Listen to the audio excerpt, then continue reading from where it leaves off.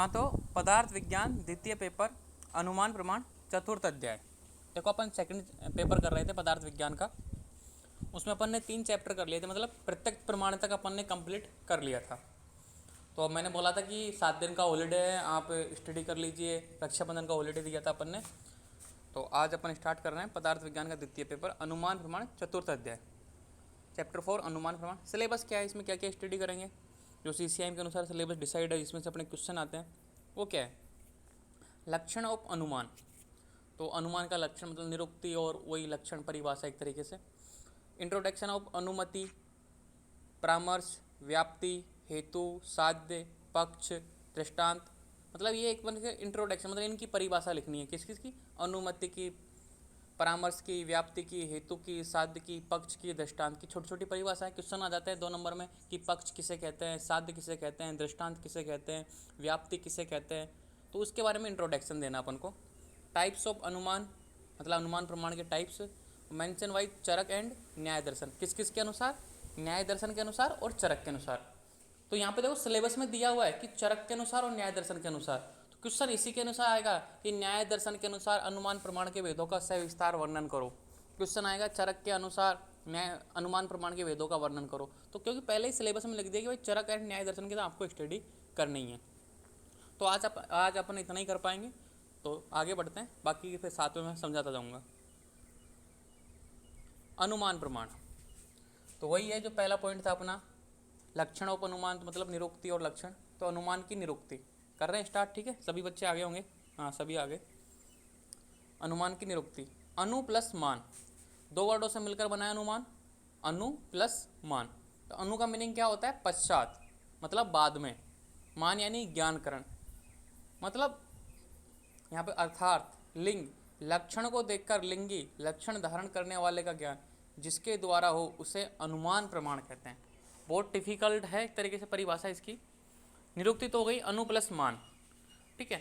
अर्थात लिंग, लक्षण को देखकर लक्षण धारण करने वाले का ज्ञान जिसके द्वारा हो उसे अनुमान प्रमाण कहते हैं। जैसे आपने बाढ़ को देखा, भाई पानी पानी है चारों तरफ। आपने लक्षण को देखा, भाई बाढ़ है, ठीक है, बाढ़ आ गई। तो क्या अनुमान लगाएगी, बहुत ज़्यादा बरसात हुई होगी। तो लिंग इन लक्षण को देखकर, आपने उस बाढ़ को देखकर लिंगी लक्षण धारण करने वाले, मतलब एक तरीके से जो बरसात थी हुई होगी उसका अनुमान लगाया जिसके द्वारा ज्ञान हो, मतलब जिस ज्ञान के माध्यम से, जिस सोच के माध्यम से, जिस अनुमिति के माध्यम से ऐसा हो कि जिसे आपने सोच अनुमान लगाया, युक्ति लगाई कि हाँ बरसात हुई होगी इसलिए यहाँ पे बाढ़ आई हुई है, यहाँ पे पानी भरा हुआ है। अपन कहीं पे जाते हैं तो पानी को देख के ऐसा लगता है कि यहाँ पे बाढ़ आई होगी, ठीक है। या फिर जैसे बहुत गहरे बादल हैं, छाए हुए एकदम काले, बिजली कड़क रही है, तो आप अनुमान लगा सकते हो कि बारिश आ सकती है। तो जो अनुमान लगा रहे हैं, जो अपन तर्क लगा रहे हैं, जो युक्ति लगा रहे हैं, उसी को अपन अनुमान कहते हैं। जिसके माध्यम से अपन को जो ज्ञान होता है ना, उसको अपन अनुमान प्रमाण कहते हैं। समझ में आया ना मैं क्या बोलना चाह रहा हूँ, यस या नो। यहाँ पे लिखा हुआ कि का ज्ञान जिसके द्वारा हो, मतलब जिस साधन के माध्यम से, जिस माध्यम के माध्यम से, किसी भी तरीके से अपन को जो नॉलेज होती है ना कि यहाँ पे ऐसा कुछ हुआ होगा भूतकाल में जिसकी वजह से ये काम हुआ है, इसको अपन अनुमान कहते हैं। अब देखो यहाँ पे युक्ति सापेक्ष तर्क को अनुमान कहते हैं। अब एक तो व्यक्ति बोलता है जैसे कि मैं अब धूप खिल रही है और मैं ऐसे अचानक से बोलूँ कि बरसात होने वाली है, मैंने अनुमान लगाया कि बरसात होने वाली है, लेकिन ये युक्ति सापेक्ष थोड़ी है। क्योंकि आपने, मैं बोलूँगा कि धूप खिल रही है इसलिए बरसात होगी, ये कोई बेकार की युक्ति है, बिल्कुल बेकार। अगर आप ऐसे, मैं उस समय बोलूँ कि बादल गरज रहे हैं, ठीक है, बादल एकदम घने हुए हैं एक तरीके से, बिजली कड़क रही है, फिर मैं बोलूँ कि बरसात आने वाली है, तो आप मान सकते हो कि हाँ यार, क्योंकि बादल भी हैं, उसके जो कारण भी हैं एक तरीके से, उसके जो ऐसे पूर्व रूप वाले लक्षण भी दिख रहे थे, एक तरह से युक्ति लगाई कि अपन बोल सकते हैं कि अब बरसात आने वाली। तो युक्ति सापेक्ष तर्क को अनुमान कहते हैं। तो अनुमान एक तो होता है बेतुका अनुमान, कि जैसे कि मैं 10 मिनट में 20 किलोमीटर चल जाऊं, दौड़ लगा लूँ, ऐसा हो सकता क्या। आप सोच रहे हो लेकिन ऐसा हो ही सकता, पॉसिबल नहीं, क्योंकि आपकी युक्ति बेकार की, आप कितनी स्पीड से भागोगे ताकि आप कवर कर सको। ऐसा कोई, मतलब एक सिस्टमेटिक तरीके से आप सोच समझ के नियम कायदों के साथ से कुछ ऐसी चीज डिस्कस करते हो ना, निर्धारित करते हो, युक्ति सापेक्ष तर्क को अनुमान कहते हैं।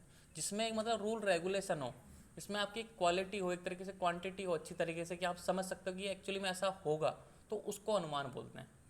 तो यहाँ पे लिखा हुआ है कि लक्षण को देखकर लिंगी का ज्ञान जिसके द्वारा उसे अनुमान प्रमाण कहते हैं, मतलब युक्ति सापेक्ष तर्क को, जिसमें आपने कुछ नियम कायदे लगाए हैं, ऐसा सोचा फिर आपको ज्ञान हुआ, उसे अनुमान कहते हैं।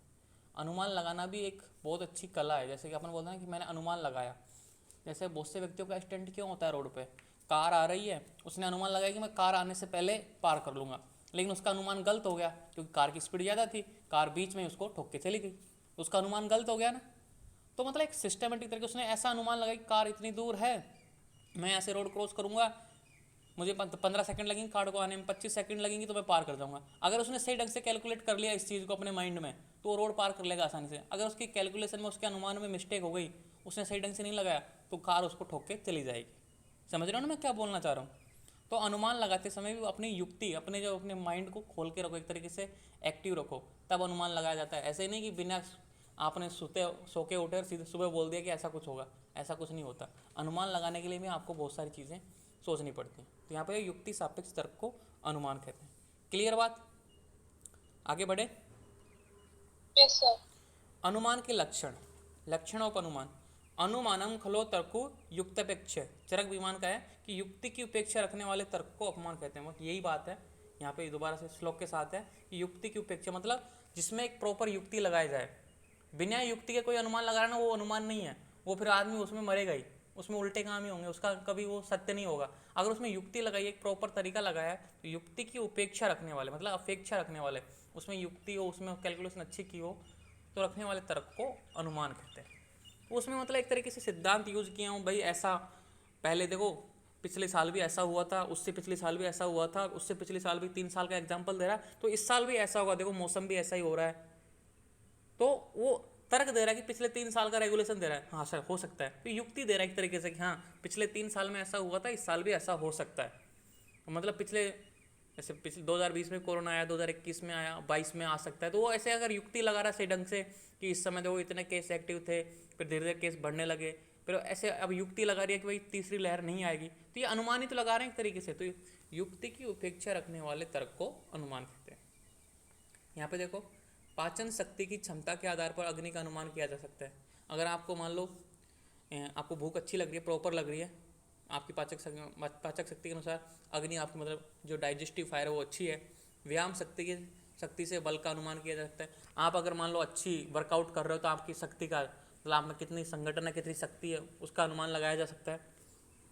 शब्द आदि विषयों को इंद्रियां उचित रूप से ग्रहण करती हैं, इस बात से इंद्रिय शक्ति का अनुमान लगाया जा सकता है। जैसे आपके कान अच्छे से सुन रहे हैं, आंखों से अच्छा दिखाई दे रहा है, तो आप समझ सकते हो कि आपकी इंद्रियां सही ढंग से काम कर रही हैं, इसका आप अनुमान लगा सकते हो।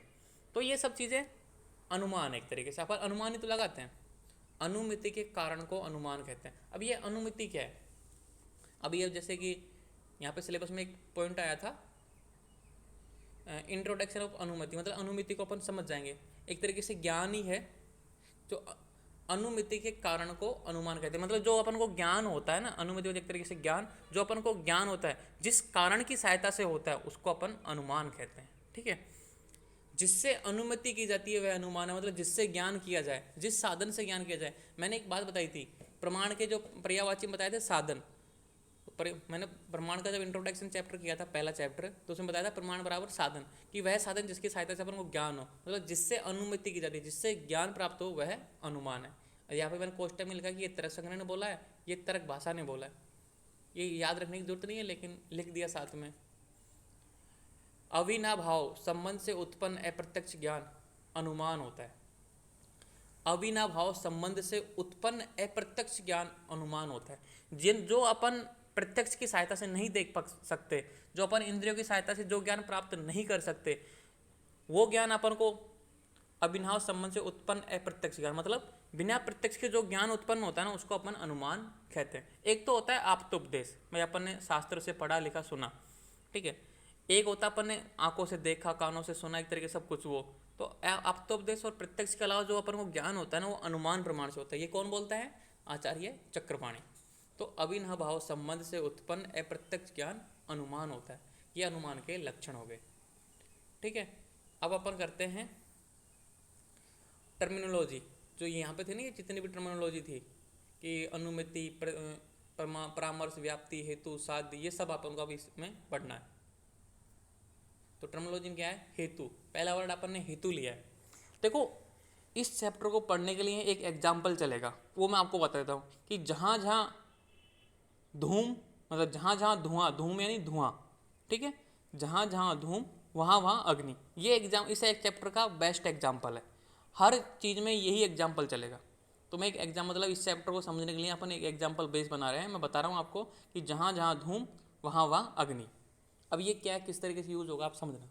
हेतु किसे कहते हैं, जिस साधन से साध्य सिद्ध करना हो उसे हेतु कहते हैं। देखो जिस साधन से साध्य सिद्ध करना हो उसे हेतु कहते हैं।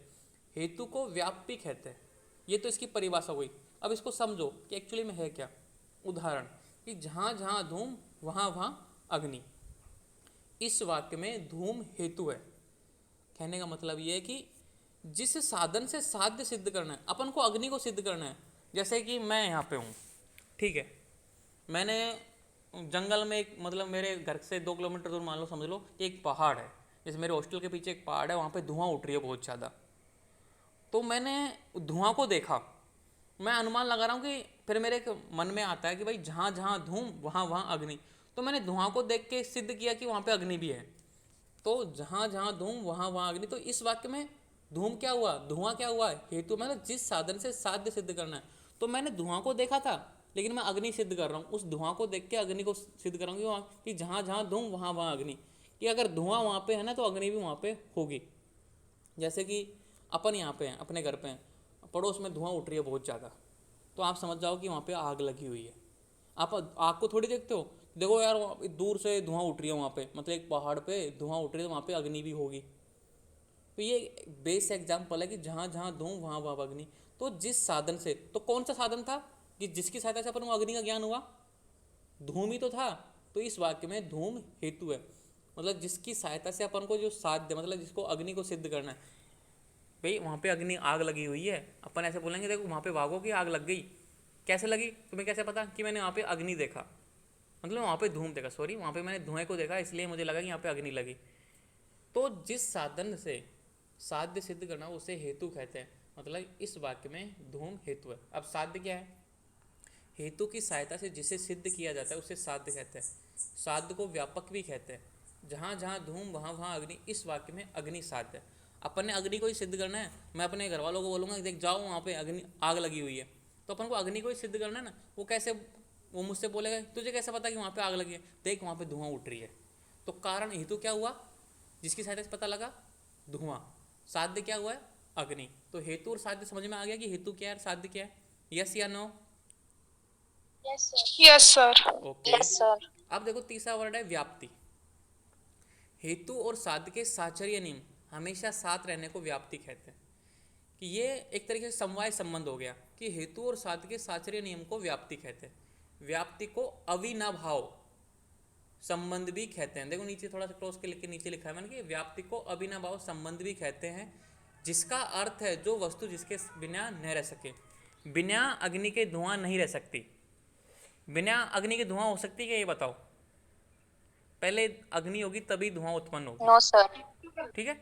या फिर जहाँ अग्नि है वहाँ धुआं है, जहाँ धुआं है वहाँ अग्नि है। तो बिना मतलब ये जो एग्जाम्पल है ना कि हेतु और साध्य के साचर्य नियम की व्याप्ति कहते हैं। व्याप्ति को अभिनव भाव संबंध भी कहते हैं, जिसका अर्थ है जो वस्तु जिसके बिना न रह सके। मतलब बिना अग्नि के धुआं नहीं हो सकती और बिना धुआं के अग्नि नहीं हो सकती। सिंपल सी बात है, दोनों साथ में रहेंगे तो उसको बोलते हैं व्याप्ति। मतलब साचार्य संबंध को व्याप्ति कहते हैं। जो साथ में रहने का संबंध है, जो बिना एक दूसरे के नहीं रह सकते, उसको व्याप्ति बोला गया है।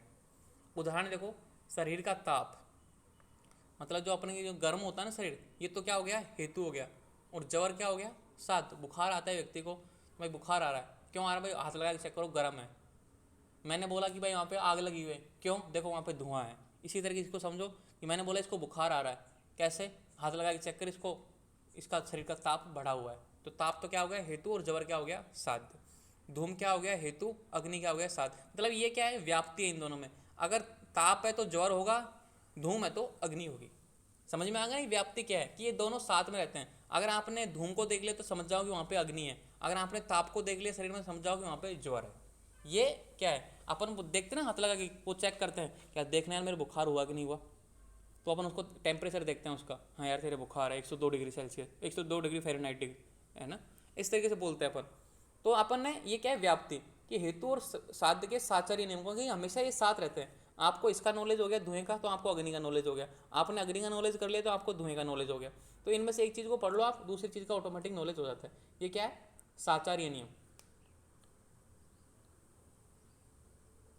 देखो अपन इसको समवाय संबंध बोल सकते हैं, ठीक है, क्योंकि लेकिन यहाँ पे टर्मिनोलॉजी अलग यूज किया प्रमाण में, तो अपन को इसी के हिसाब से याद करना पड़ेगा। समझ सकते हैं, मैंने बोला ना कि वो एक तरीके से समवाय संबंध ही है, सेम, जिसके बिना अलग नहीं हो सकते, वो अलग नहीं हो सकते कभी, ठीक है। लेकिन वो समवाय संबंध एक तरीके से ऐसे समझाओ कि वो उसमें एक ही चीज़ में रह सकते हैं। यहाँ पे अग्नि और धुआं दोनों अलग अलग है, लेकिन होती एक साथ ही हैं, वो कभी अलग नहीं होती। यहाँ पे तुम्हारे धुआं एक अलग चीज़ है, अग्नि एक अलग चीज़ है, उत्पन्न उसी से हो रही है। तो इसलिए इसलिए यहाँ पे एक अलग टर्मिनोलॉजी आई है, व्याप्ति। तो व्याप्ति क्या है, हेतु और साध्य के साचार्य नियम को ही व्याप्ति कहते हैं। तो व्याप्ति के भेद देखो, दो तरह की व्याप्ति होती है, अन्वय व्याप्ति और व्यतिरेक व्याप्ति। इंपॉर्टेंट है व्याप्ति, क्वेश्चन आता है कि व्याप्ति की परिभाषा लिखो, सविस्तार से वर्णन करो। तो व्याप्ति के कितने भेद हैं, दो, अन्वय व्याप्ति और व्यतिरेक व्याप्ति। पहला है अन्वय व्याप्ति। अन्वय अर्थात साथ, यह साथ है मतलब टुगेदर, यह भाव रूप है। अन्वय का मीनिंग होता है साथ, यह भाव रूप है। अब समझो, अतः धूम में साथ यानी अग्नि के साचर्य को अन्वय व्याप्ति कहते हैं। हेतु क्या हो गया, धूम, तो हेतु में साध के साचर्य को अन्वय व्याप्ति कहते हैं। आप इसको ऐसे पढ़ना है कि अतः हेतु में साध के साचर्य को अन्वय व्याप्ति कहते हैं। तो कोष्टक में इसलिए ताकि आपको समझ में आए कि हेतु तो धूम हो गया, साध क्या हो गया, अग्नि। तो हेतु में साध के साचार्य को अन्वय व्याप्ति, मतलब जहाँ जहाँ धूम वहाँ वहाँ अग्नि। तो व्याप्ति से अपन को पता चलता है, व्याप्ति से अपन को नॉलेज होती है कि जहाँ जहाँ अग्नि धुआं है ना, वहाँ वहाँ अग्नि है। क्योंकि व्याप्ति की परिभाषा क्या है, हेतु और साध के साचार्य नियम को व्याप्ति कहते हैं। मतलब एक तरीके से जहाँ हेतु है और जहाँ साध्य है, दोनों साथ में रहेंगे, तो आपने यहाँ की इससे क्या होगा कि साथ वाला भाव रूप है ये। अतः हेतु में साध के साचार्य को, मतलब साथ रहने का जो भाव पाया जाता है ना, कि जहाँ जहाँ धूम वहाँ वहाँ अग्नि। तो अब अगर मान लो किसी व्यक्ति को आपको धुआं दिखाई दे, तो आप समझ जाओ कि वहाँ पे अग्नि भी आग लगी हुई है। सिंपल सी बात है कि जहाँ जहाँ धूम वहाँ वहाँ अग्नि, ये है अन्वय व्याप्ति, मतलब साथ वाली। अब दूसरी देखो व्यतिरेक व्याप्ति, अब समझ में आ जाएगा थोड़ी देर में। व्यतिरेक व्याप्ति,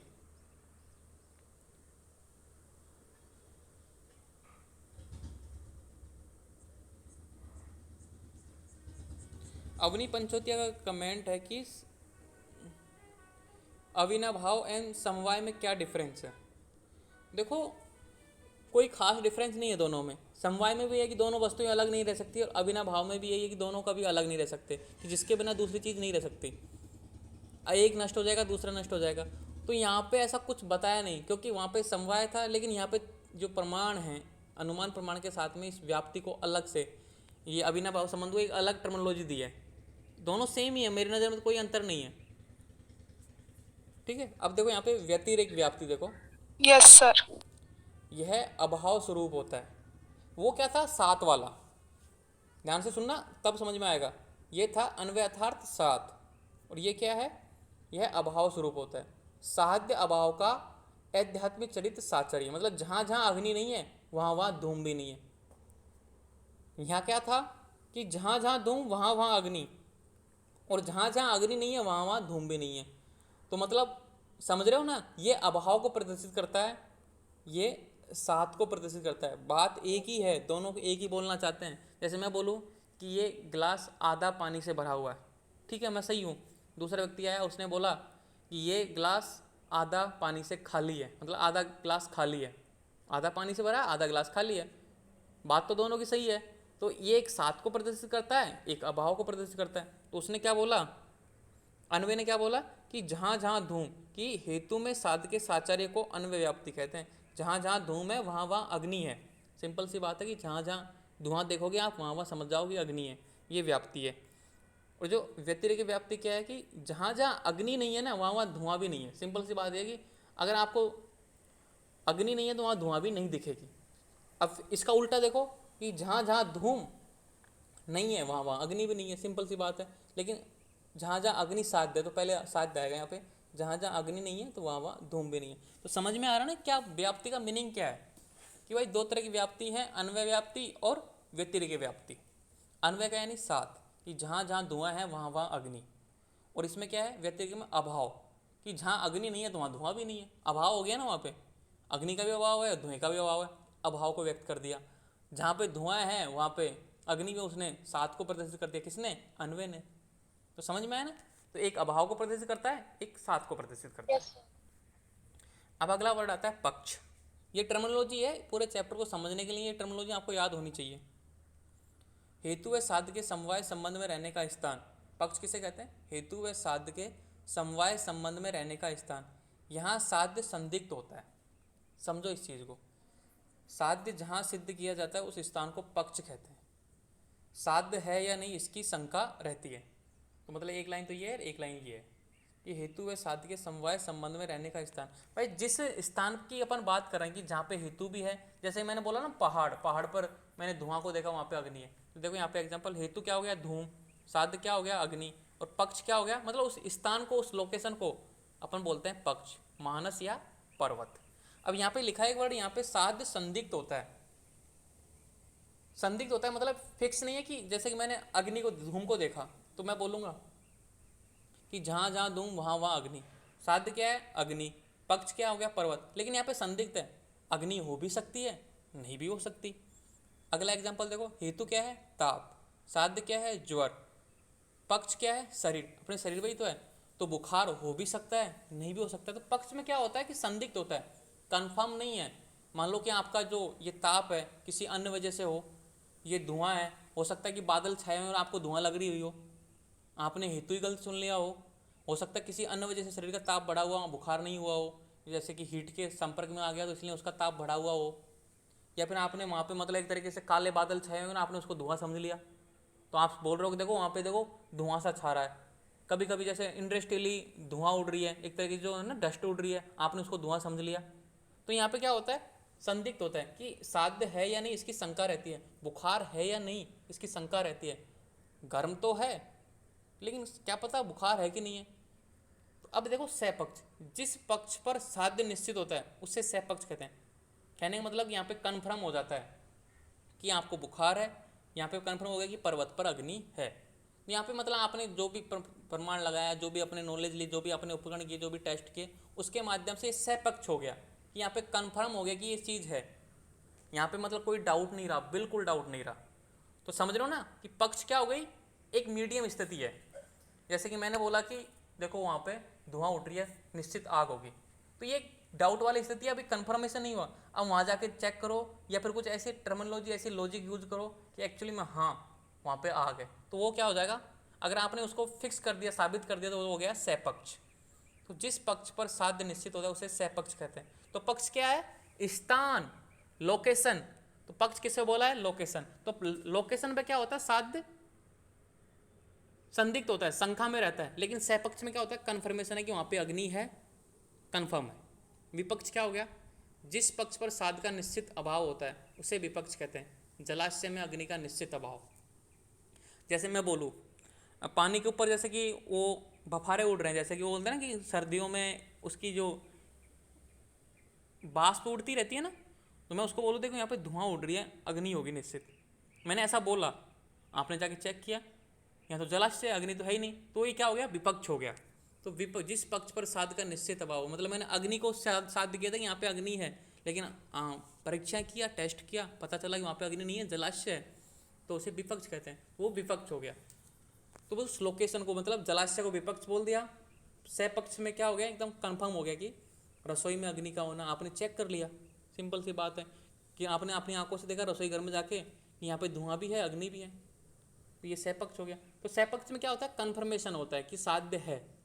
विपक्ष में क्या होता है, बिल्कुल नेगलेक्ट कि नहीं है, खत्म। और पक्ष में क्या होता है, डाउट होता है। ये तीनों स्थान है। पक्ष वाला डाउट, पक्ष में क्या होता है, डाउट होता है कि वह स्थान जिसमें डाउट हो कि साध्य हो या नहीं हो।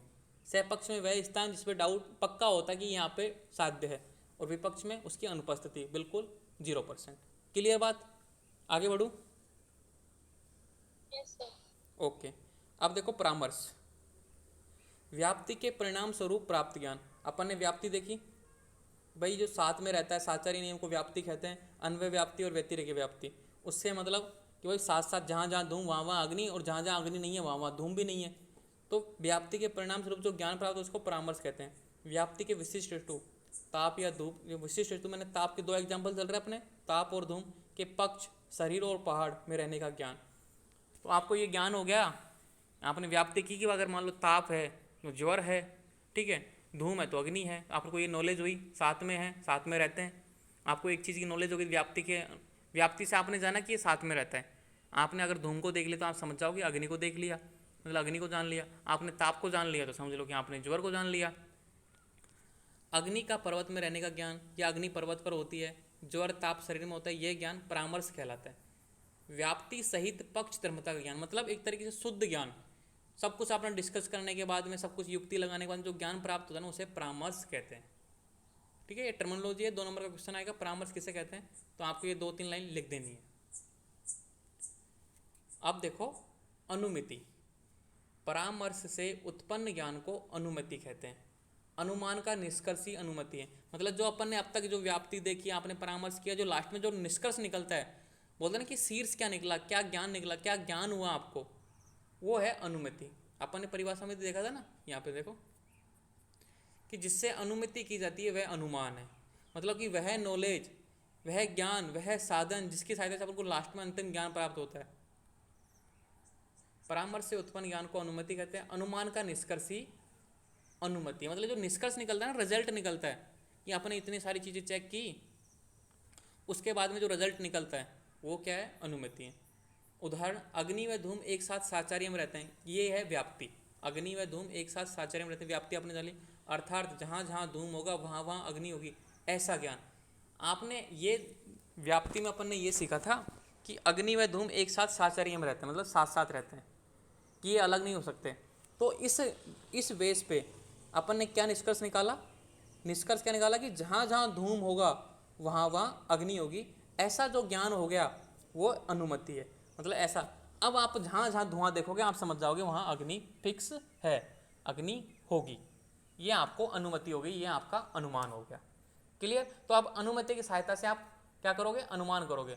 अब आपने ऐसा ज्ञान कर लिया, ऐसी अनुमति कर लिया, आपने ऐसा सीख लिया, तो आप फ्यूचर में कभी भी कालांतर में, मतलब 2 साल 3 साल बाद में धुआं देखोगे तो यहाँ पे लिख दिया कि जहाँ जहाँ धूम होगा वहाँ वहाँ अग्नि होगी। आपने ऐसी अनुमति कर ली, अब आपको ऐसी नॉलेज हो गई, तो आपने जहाँ जहाँ ऐसे देखोगे वहाँ समझ जाओगे कि अग्नि फिक्स है। तो लास्ट में यही तो लिखा, देखो परिभाषा में यही तो लिखा था कि जिससे अनुमति की जाती है वह अनुमान है। तो आप लास्ट एनी टाइम पे जब भी आप कहीं धुआं देखोगे तो आप समझ जाओगे अग्नि है, ये है अनुमति। तो ये होगी टर्मिनोलॉजी। अब दृष्टांत देखो, ऐसा उदाहरण जो मूर्ख और विद्वान दोनों को समझ में आता है उसे दृष्टांत कहते हैं। और किसी चीज़ को समझाने के लिए अपन को ऐसा एग्जाम्पल देना पड़ता है कि जो मूर्ख व्यक्ति और समझदार व्यक्ति दोनों को आसानी से समझ में जाए, उसे दृष्टांत कहते हैं। कभी कभी आप सत्संग में जाते होंगे या भजनें सुनते होंगे या फिर मूवी में एग्जाम्पल देते हैं ना, कि ऐसा एग्जाम्पल, ऐसा उदाहरण जो मूर्ख से मूर्ख व्यक्ति को समझ में आ जाए और सबसे श्रेष्ठ व्यक्ति उसको भी समझ में आ जाए, उसको अपन दृष्टांत बोलते हैं। ये इनकी नो टर्मिनोलॉजी थी, कंप्लीट हो गई। ठीक है, ये थोड़ा पेज खाली हो गया था, इसमें मैंने अपना डिस्क्रिप्शन डाल दिया, तो इसको आप पढ़ लेना। ठीक है, अब मैं क्लास डिसमिस कर रहा हूँ, दोबारा से ज्वाइन होना आपको, ताकि अपन अनुमान के भेद स्टार्ट कर सकें। ठीक है, एक बार ज्वाइन हो जाइए दोबारा।